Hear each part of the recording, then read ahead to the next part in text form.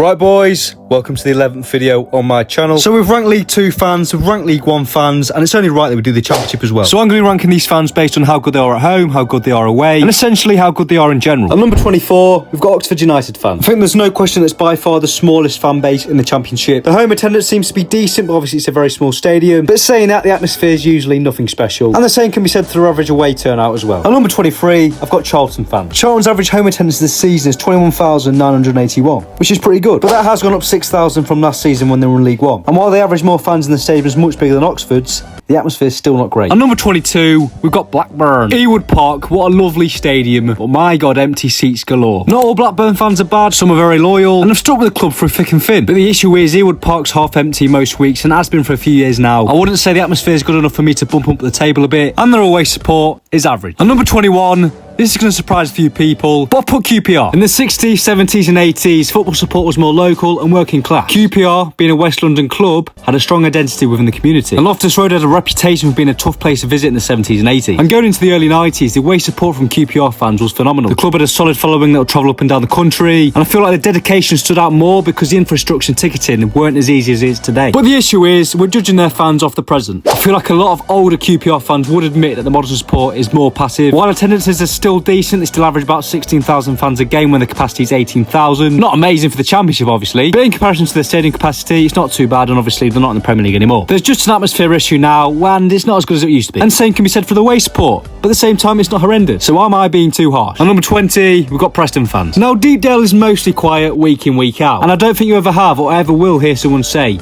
Deepdale was rocking today. But to cut them some sort of slack, they travel well, and even in mid-table nothingness, the Preston fans are loyal and consistent, well, away anyway. And the only reason I put them above QPR fans is the fact that the home attendance has been marginally better for the past few years. At number 19, we've got Wrexham fans. Now, some would argue that they should be even lower. It's a fan base that's growing and will continue to grow, but when you just take their core fan base, of real Wrexham fans who were here before all the glory, it's just too small for the Championship. I'm not saying the fan base is bad by any means when you compare it to League 1, League 2, they've got decent fans, but when you're in the Championship, it's just another level. At number 18, I've got Wrexham's Welsh rivals in Swansea City. Big games like Cardiff, derbies or playoff pushes bring out seriously loud crowds, but regular home matches can feel flat, and especially when the team isn't performing. Swansea have averaged 15,680 home fans this season, amongst the lowest in the league. Away attendance isn't terrible, especially when you consider geographical isolation, but for me it's not good enough to spur them up the table. At number 17 we've got Blackburn FC! Short answer, not bad, just not great.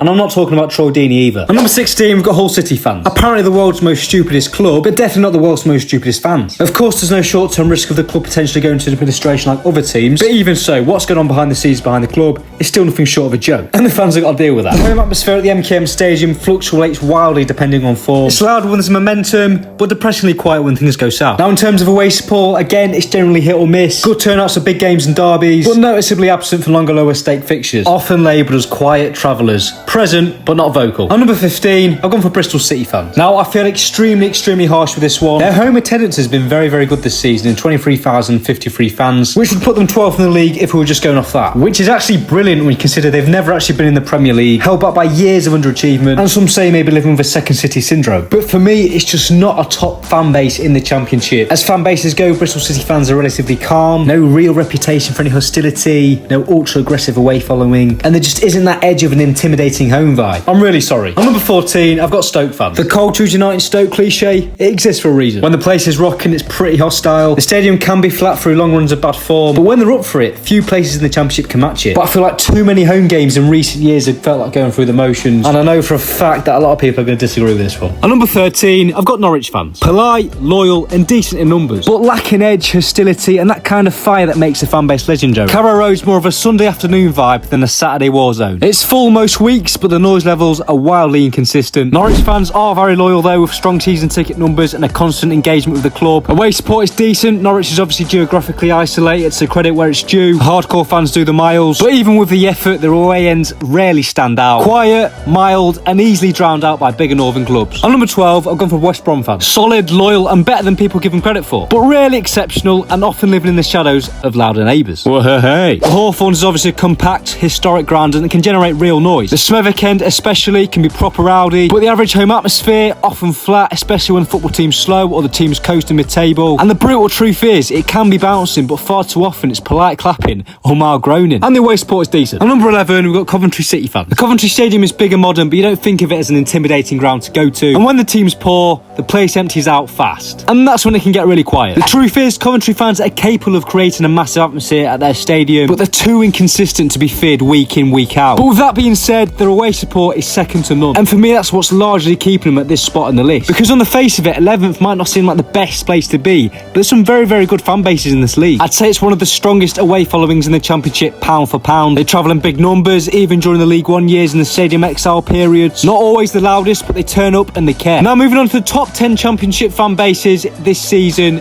in my opinion. At number 10, we've got Middlesbrough. Loyal, gritty, with flashes of serious noise. The home support is decent, but their away support is up there with the best in the country. Long distances, crap kick-off times, northern weather, they still show up. More committed than chaotic, but always present. At number 9, we've got Southampton fans. And no, I'm not going to make it all about this bloke right here, because that's what you all thought I was going to talk about. Clearly, Southampton fans provide decent support, not embarrassing, but not elite. I was previously worried about people giving me stick for not putting their team high enough, but now I think it's because I haven't put Southampton low enough. Call me the king of unpopular opinions, or incredibly deluded one. Southampton fans aren't known for an amazing atmosphere at home, but they do travel well to away games, especially when you consider their location. Many fans have stuck through a lot, relegation to League One, ownership collapse, and are selling every good player for a decade. But yeah, I'm not going to say anything else. At number 8, we've got Ipswich fans. Extremely loyal, huge momentum, loud when it counts, but still missing that real edge and not quite culturally massive yet. Let's not rewrite history, but during the League One years, Portman Road could be seen to be dead flat and full of growth. But with that being said, recent seasons have massively revived it, and Portman Road is packed out most weeks, loud intros, decent limbs, and it feels alive again. And the brutal truth is, Portman Road can have one of the best atmospheres in the league,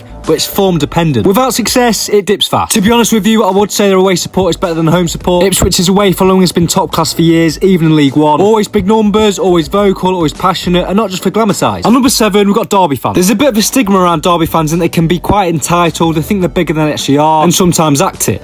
But I like it. There always seems to be an amazing atmosphere at Pride Park. One thing that stands out to me though, Derby had 2 consecutive seasons in League One between the 22-23 season and the 23-24 season, and still managed an average home attendance of over 27,000, which is mental for League One. And instantly off that, I'm literally contemplating putting Derby higher. And in the Championship so far this season, Derby have the 4th highest average home attendance, 29,157, and that's without mentioning their outstanding away following. Big numbers even during the League One XL. They sell out most allocations. Not very chaotic, but a proper presence in every away end. At number 6, we've got Leicester City fans. So despite relegation from the Premier League last season and being a complete far cry from what they were 8-9 years ago and winning the Premier League, how on earth is that? Nearly 10 years ago, by the way. They've still got the highest average home attendance in the Championship this season, with an average of 31,037 home fans a game. Atmosphere-wise, it has felt particularly soulless though, which doesn't obviously help their stadium stereotype. Their away support is solid, especially in the Championship. They sell out most allocations, travel well, and bring big numbers. But the only reason I haven't put them higher is the fact that when you go to Leicester City away, you don't remember it as, oh God, I've got Leicester City away today, boys. Come on, be in your A game. And number 5, we've got Birmingham City fans. Now I say that with the greatest fear of my soul. Why? Because if you're from that side of Birmingham, you probably want my head on the stick for not putting you number 1. Local pride, absolutely. St Andrews can be properly hostile when it wants to be. Birmingham City are obviously known for their infamous fan base. Blues fans are hard-edged, no frills, proper working class football fans. And in the city where Aston Villa get most of the attention, Blues fans wear their underdog status like a badge of honour. And ignoring last season and probably this season as well, even after years of mediocrity, ownership scandals and bottom half Championship finishes, you'll still find hardcore Brummy fans turning up every week. And the same can be said for the way following. They show up in big numbers even during bleak seasons, which says a lot. At number 4, we've got Sheffield United fans. Fiercely loyal, genuinely hostile, and deeply rooted in identity. Bramall Lane is one of the loudest, most intense grounds in the Championship, especially under the lights. It's got an old school feel with a working class backbone, but a crowd that actually gets up for it. And it completely contrasts grounds like the King Power Stadium, and it's that kind of place which opposition players and fans just wouldn't want to go to. And in terms of their away support, they always seem to bring a massive following. Always loud, always aggressive, always full end. Proper travelling support with bite, you'll know they're in town. So you may ask, why on earth have I put Blades fans in front of Blues fans? I just personally think whilst Blue fans are absolutely amazing, Sheffield United fans are louder, grittier, and more united in identity. On the other hand, Birmingham City fans are loyal, but often self-defeating and less intimidating. Not by miles, but Sheffield United just have a slight edge. And number 3, we've got Millwall. Where do we even start? Again, is this an unpopular opinion, or am I just being deluded? But I'd say the Den is up there with probably the top 5 most intimidating away grounds to go to in in the country, and probably in the top 5 most fierce derbies in the world. Millwall fans quite simply don't want to be liked, and they succeed at that brilliantly. There's no day tripper crowd here, just a full wall of working class anger and passion.